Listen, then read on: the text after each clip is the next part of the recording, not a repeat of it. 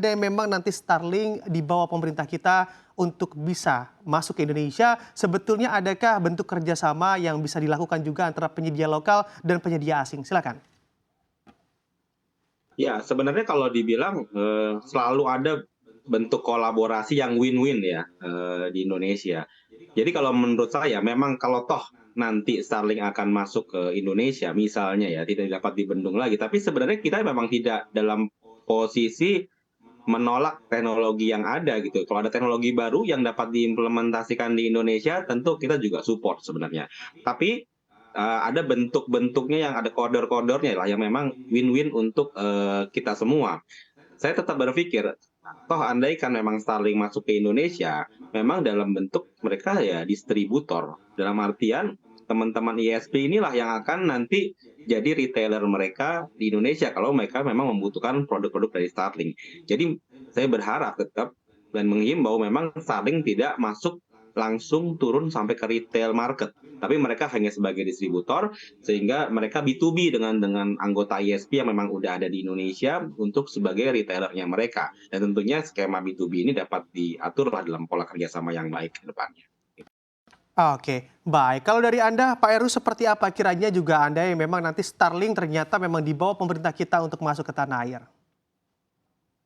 Yang pertama tentu perlu dikedepankan adalah berbisnis telekomunikasi di Indonesia ini nggak bisa tiba-tiba masuk gitu ya, seenak sendiri gitu ya, atau karena diundang. Tapi memang kita ini ada aturan-aturan yang harus dipenuhi. Misal yang pertama itu soal landing rate gitu ya, hak labo. Jadi ketika misalnya mereka melakukan pengiriman sinyal atau coverage-nya di Indonesia, itu harus disetujui dulu oleh pemerintah. Dan persetujuan tersebut biasanya bersifat resiprokal. Artinya apa? Artinya ketika nanti anak bangsa juga memiliki satelit yang sama gitu ya, kita juga memiliki kesempatan untuk bisa mengcover area di, misalnya katakanlah Starlink di Amerika, ya kita juga harus memiliki hak nanti untuk mengcover Amerika kalau punya satelit gitu ya. Kemudian yang kedua juga tentu ada perizinan. Jadi katakanlah misalnya ada perizinan jaringan tertutup berbasis VSAT gitu ya. Sehingga memang ini perizinan siapa yang akan dipakai. Jadi kalau misalnya mereka langsung ke Indonesia, ya mereka harus mengurus perizinan dengan syarat juga harus menggandeng pemain lokal gitu ya.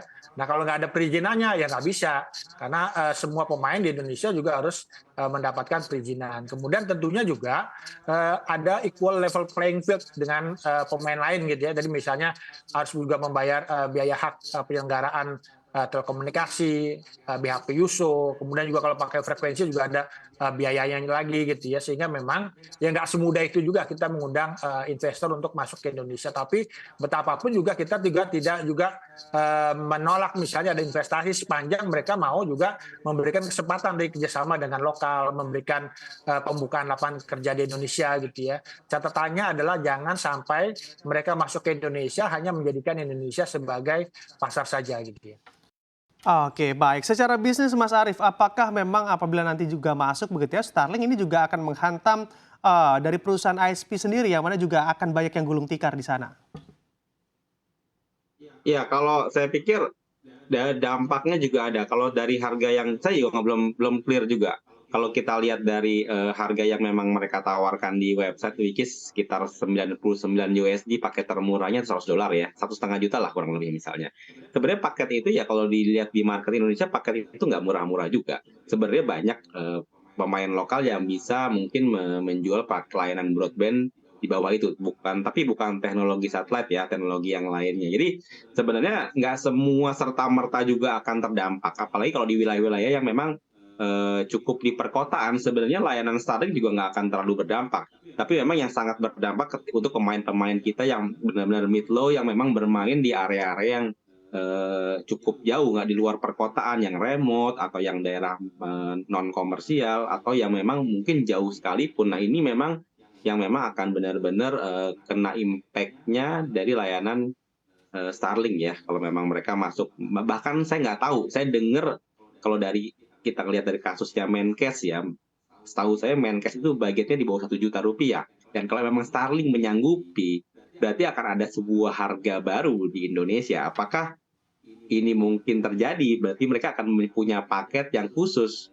Berarti mereka akan benar-benar turun dan menghantam langsung nih harga-harga pemain-pemain lokal mereka kalau sampai memang mereka mau turun di bawah angka 1 juta rupiah ya, kurang lebih seperti itu. Dan ini memang ya harus benar-benar pemerintah harus jagain juga, karena gimana pun tadi sama saya Mas Heru, pemain lokal ini selama ini banyak banget bebannya. Ya BHP USO, ada BHP frekuensi, dan lain-lain ya, belum bayar pajak juga kita, belum setiap tahun kita harus laporan di Kominfo, update dari perkembangan bisnis kita. Banyak yang perlu diikutin dan tentunya apakah mereka akan sama mengikuti semua hal-hal tersebut ya. Apa benar-benar karpet merah yang benar-benar beda nih perlakuannya di Indonesia ini yang perlu kita tahu juga nanti.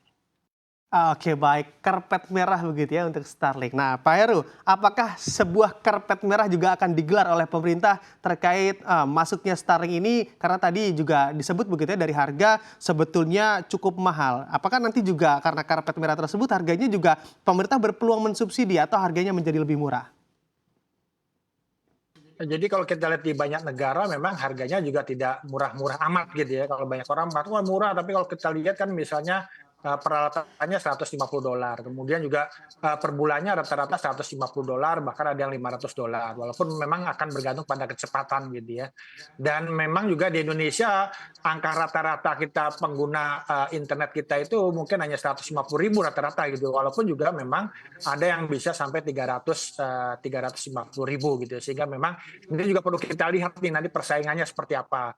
Karena memang kita juga ada lembaga yang khusus mengawasi persaingan, tentunya juga teman-teman di Komisi Pengawas Persaingan Usaha juga harus melihat gitu ya, jangan sampai kemudian nanti pasar Indonesia yang sudah stabil ini kemudian dirusak. Artinya ada predatory pricing juga bisa jadi dimungkinkan gitu ya. Tiba-tiba mereka masuk merusak pasar Indonesia, harganya dimurahkan, semua pengguna beralih ke Starlink, kemudian suatu saat harganya dinaikkan kan gitu ya. Ini kan bukan tidak mungkin juga bisa terjadi gitu. Sehingga memang masalah kompetisi ini harus dilihat secara benar-benar gitu ya.